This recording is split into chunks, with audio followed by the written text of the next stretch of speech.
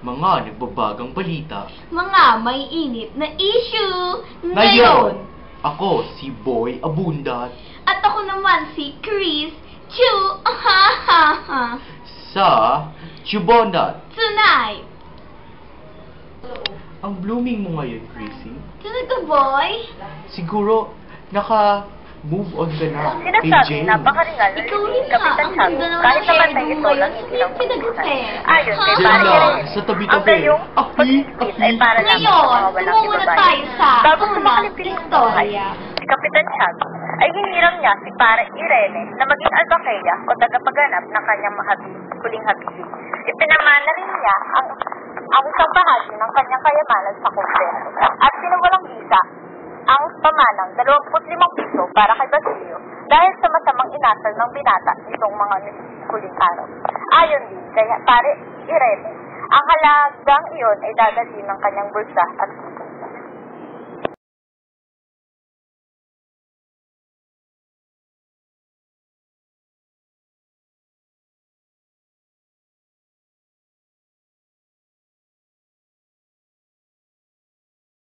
Para sa akin, nakakalungkot itong ating istorya na At to. bakit naman, boy? Kasi, ibig sabihin, kailangan pala may pambayad ka para magkaroon ka ng maringal na Oo living. nga, napansin ko yan. Kahit hindi ka nangungumpisal, pwede kang magkaroon ng maringal na living. Ngunit kailangan makapagkumpisal ka. Ibig sabihin, pinapakita dito na ang mga priory ay hindi patas pagka merong pera. So unfair. Oo nga. Tsaka, alam mo, boy, naawa ko sa sinapit ni Basilio kasi inurong bigla ni Kapitan Tiago yung 25 piso na ibibigay sa kanya. Biro mo, nasa dulo na pero bigla na nang binawi. Hay, kumawang Basilio. Oo, naririnig ko nga sa mga sa tabi-tabi na si Basilio talaga ang pinaka nag-alaga, ngunit Tama. dinakip kasi siya kaya hindi na niya naalagaan si Kapitan Tiago. Nabahidan pa tuloy yung maganda niyang imahe dahil sa makwento ni Pare Irene. Okay, so ngayon, mag-move na tayo sa susunod na kwento. Boy, nakakawinda Sa bahay naman ni Kapitan Tiago, nag-usap-usapan ng kanyang mga kamag-anak at mga kaibigan ang tungkol sa isang isla. Sa kabilang banda, maraming manunugan sa puro ni Kapitan Tiago kaya pinag-usapan din kung hahamunin ni Kapitan Tiago ng sabong 600 peso.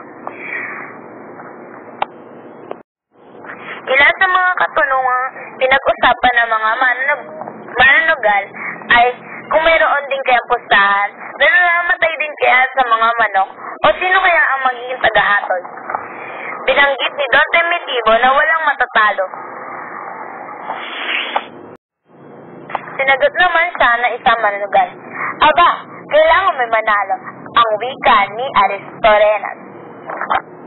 Pinag-usapan naman sa kabilang pangkat ang burol ni Kapitan Tiago. Ang paksa ay kung ano ang isusuot nito. Handa ibigay ni Kapitan Tinong na kaibigan niya ang kanyang lumang abito na Franciscano upang mailigtas ang bangkay sa apoy ng impyerno. Sinabi naman ng isang sastre ay frock ang dapat isuot nito. Ngunit sa huli, si Pare Irene ang nasunod. Lumang damit ay ipapasuot sa patay dahil ayon sa kanya, hindi naman sa damit tumitingin ang Diyos.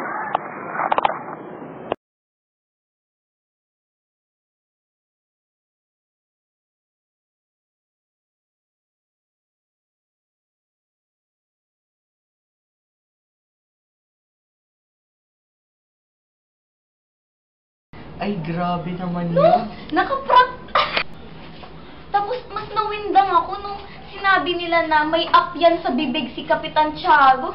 Ay nako, hindi ko talaga makaya ang mga pinag-uusapan nila. Tapos, inanong pa to ng Sakristan Mayo, pinatotohanan dahil nagpakita rin daw sa kanya si Kapitan Tiago. Tapos, pinagtalunan din ng mga pinag-uusapan nila na yung mga isusuot ni Kapitan Tiago. Sige. Banggitin niyo yung ibang lugar. Sige. Yung yung magpapalit. Ulitin mo dun sa, Yung magdadamit. Ay, pentalunan. Tapos, nakakatawa yung mga pinag-uusapan ng manunugal dahil sinabi nila kung hahamunin ba ni Kapitan Tiago yung si San Pedro at kung Oo. sinong mananalo. Ay, Nako. grabe talaga. Pati man lang sa langit, papaabuti nila ang hiling nila sa pagsusugal. Kaya nga, baka naapektuhan na nito ang kanilang pag-iisip. Ay, nako. Pero, nasagulat din ako na pinagtalunan nila kung ano ba ang dapat isuot ni Kapitan Tiago. Kung may isa pa nga yung magpapahiram daw ng abitong Franciscano dahil hindi daw ito masusunog ng apoy kung sakasakali. Oo nga, tingnan mo, pati, di ba nagko-conflict ang mga ano nila, ang mga ideas. Dahil una nasisilaw sila sa karangyaan at kayamanan. Tama. Tapos, pagdating sa patay, bakit kailangan yung kay Kapitan Tiago na may pera naman siya, hindi na lang gastusan kasi sa kanya rin naman yun. Tama. Pinapakita dito siguro may interes ang mga pari sa kanyang kayamanan. Baka, pero... Naging maringal ang seremonya sa Bataan. Nagkaroon ng responso sa bahay at sa lansangan. 3 Friday ang namahalas sa daan. Maraming kamanyang ang simulog, maraming agwa bending, Okay, so ang ngayon, lumako divinisig naman at tayo sa maraming ating awit sa susunod na labis. story. Dahil dito, sinagad na rin ni Doña Patrocino ang mahigpit na kalaban ni Kapitan Tiago sa pananampalataya ang mamatay na kinabukasan upang maigitan ang ganoong karingal na libing.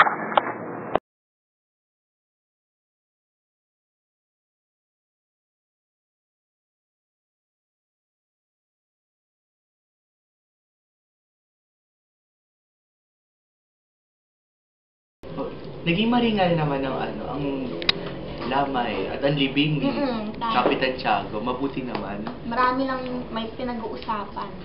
Pero ito yung nasagap na nasa balita. Ano yun? Sabi, ayon sa ating source, si Doña Patrocino, isang... Doon? Doña. Doon? Yeah. Oo, doon nga pala. Na ano, na gusto niya rin daw mamatay. Para daw malaman na mas maringal at mas bongga ang kanya. Wow, nakakatawa naman yan, boy. Si, ano ba yan? Inuubo na ako. Nga pala, maraming salamat sa Yema. Brought to you by Yema Boy. So ngayon, ito, grabe, pati man lang sa patay, gusto nilang magpabonggahan, magpalamanan. Nagkaligtahan pa. Oo Ay, nga, nako. eh, aanin naman nila yan kung namatay na sila. Hindi Kaya na nga. naman nila papalinabangan. Hindi rin nila malalaman yun, di ba? Oo, patay na sila. So ngayon, atin ang wawakasan ng ating programa. Ako nga pala si Boy Abundat, At ako naman ulit, si Chris Chu. Shubodat. Tonight. Tas, Pero naman, tiyan na naman. Lumayo-layo ka naman, para kunyari sa Ping Patrol, di ba?